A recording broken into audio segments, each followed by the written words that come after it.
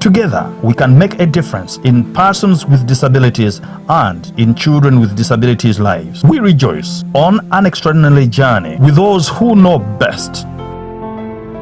A healthy body is a healthy mind, and to have a healthy body, you've got to have a physically fit body, a body that is active. UNAPID, SIA, and Bissau are the rock stars, performers of persons with disabilities and children with disabilities. This project came in to address the existing gaps to ensure that persons with disabilities have the capacity to economically participate in the existing programs in the communities. This is Uganda, in the suburbs of Kampala City in Kanyanya, where we find the headquarters of UNAPID. Uganda National Action on Physical Disability was established in 1998 by a person with disabilities. The acting executive director narrates. It was formed by those members basically as the members of the organization to fight for the rights of persons with physical disabilities.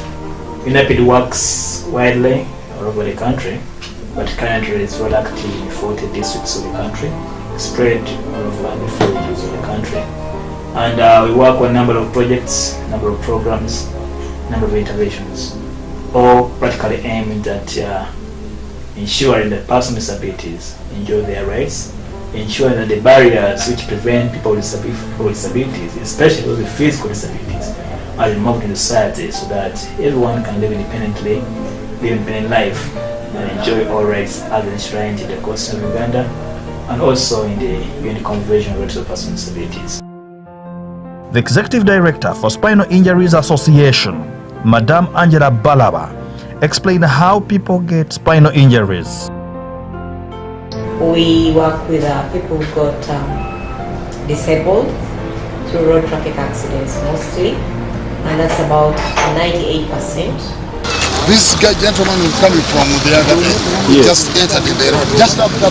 One of the spinal injury victims explains how she got affected by an accident. I was coming back from school, I was in senior fleet, so I got an accident. I was in 1992, so I was knocked down by a cyclist, a bicycle cyclist, and that's when I got this injury. The traffic officer, Mr. Muhumuza, gave an advice to all road users to avoid overspeeding. You should observe traffic signs, road signs, and reduce speed. And then the other causes of spinal injury like falls from heights. I got this problem in 2004 December. I was from school. When I reached home, it was mango seasons. I climbed like a tree, fell off and broke my spine. And then we do other things because myself, if I have a spinal injury, I'm still a woman.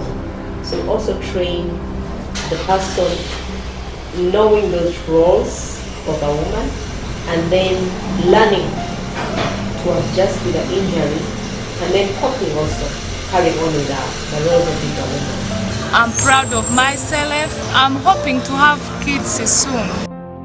The Bissau director explains how people can easily get a brain injury either by birth or an accident, sometimes by diseases. With a brain injury, someone gets something which is going to be there for life. The injury is not going to progress. The gangsters attacked me in the morning and they hit me, left me the bloodshed. I was admitted to Mulago and I realized that I was admitted after a full month. And so the effects are there. They need the drugs, they will need rehabilitation, they will need some kind of caregiving from a family member every other time. And this is all for their lifetime. Timothy Chiinji, the Lugogo bomb survivor, explains his fate after reaching Mulago Hospital. The bomb broke my skull and part of the brain leaked. And I was told that it was like a flask with porridge that has been opened and the porridge was leaking. The porridge would be the brain that was leaking. Actually, the doctor said even if I ever recovered, I wouldn't be knowing anyone. One of the twins, Kato, he is the one with the brain injury. As you can see, he uses a wheelchair. Isolation in communities for persons living with physical disability. As a mother, it is good to see your baby growing, healthy and jumping. The parents of this association narrates their joy. I'm now happy. Right now, some parents, they have managed to bring their children to school, whom they had never seen what is a person. But out of that coming of school, it is out of this box. And as I'm talking, we are having now our UNAPID, the one we grabbed from the village, whom they are like, these ones are not supposed to be at school. They are useless. They are in P1. I was really handicapped on the side of funds, but when I joined these groups, I find that life is very easy for me. When I come to teach, I even don't think of when my salary will come. I can even tell of fellows who have debts with me that you wait on such and such a day, I will solve my problem. I'm a caretaker to the disabled child. It wasn't okay, but when I joined this group, like when that child falls sick, I just ran to the group, get money, but at first I had nowhere to get the money to take that child to the hospital, to feed her, to buy pampers, because we have to pad her every day. She cannot walk, she has to feed on soft food. That was the problem at first, but now I'm seeing things are becoming easy for her. I was in a village suffering with my son. He was dumb. Then I heard about Colony Parent Support Group, which could provide support to the children with disabilities. So I brought my son.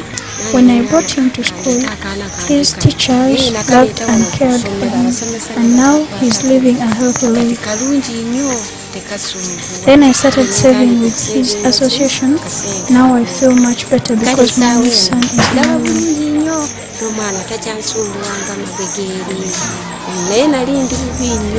Timothy Chiyinji, the Lugogo bomb survivor, suffered a brain injury. After Bissau's program, he rejoined the university. But my relatives went ahead and treated me, which is why I say they loved me so much, because they didn't expect me to be knowing them. After 4 years suffering, he returned to Chambogo University. He changed his course from engineering to food processing because his brain was highly affected. He could not manage the course, which requires a lot of reading and concentration. Miriam Pereza's brain was destroyed by the cerebral paralysis. She could not walk. Her brain grows very slowly, that a 15-year-old behaves like a 2-year-old. The mother explains. This is my daughter whom I gave birth to in 1999. When she started standing, she failed to walk for 4 years. By luck, she grew up, but her mind grew slowly, so I was advised to travel to Kampala to come and get a better treatment for my daughter. In the hospital where I was, I met someone from a group called Bissau. These people treated me well. They gave treatment to my daughter and educated her as well. And now she's living a happy life and healthy life, thanks to the management of Bissau. One of the biggest problems which faced by students with brain injury is rape. Nano's Lydia was raped in a broad daylight. She tells her horror, which will never get out of her mind. My dream was to become a doctor in future, but unfortunately, I failed due to a severe malaria attack. I got malaria which damaged my brains. One day at around 1 o'clock, I was raped by a certain ruthless man called Molindo. When I made noise, my mother came out to rescue me, but the man ran off, and up to till now, we don't know where he is. My mother cried and she took me to the hospital, and they found out that I was raped. I stopped going to school because I was feeling ashamed. Mylene Chomhendo was a student of Mukono Christian University. She faced a spinal injury, and she was not given a second chance of going ahead with her studies. I'm a student doing another course, which wasn't my dream, but because of the accident I had to change and do something that can be adjustable to my situation now. I got an accident in 2003. By then I was a student in UCU Mukono, and the dean of students came to see me in the hospital, and I'm asking him how to go about asking for a dead year, and he told me, no, you can't ask for one. That was an implication that I'm no longer welcome in Mukono University. He never gave me a reason why. I sat on person. You begin from the childhood.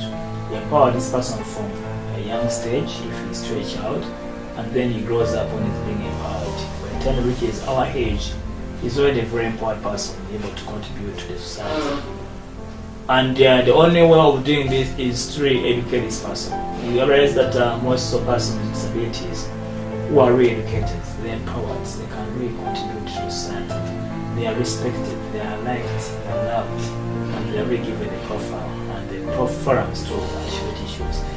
So, that being the fact that for us as UNAPID, we believe that if we have the capacity, besides doing the advocacy work for inclusion of people with disabilities, employment programs, inclusive education, all that, we would wish that maybe in the future we would have a model whereby UNAPID has one day constructed a school branded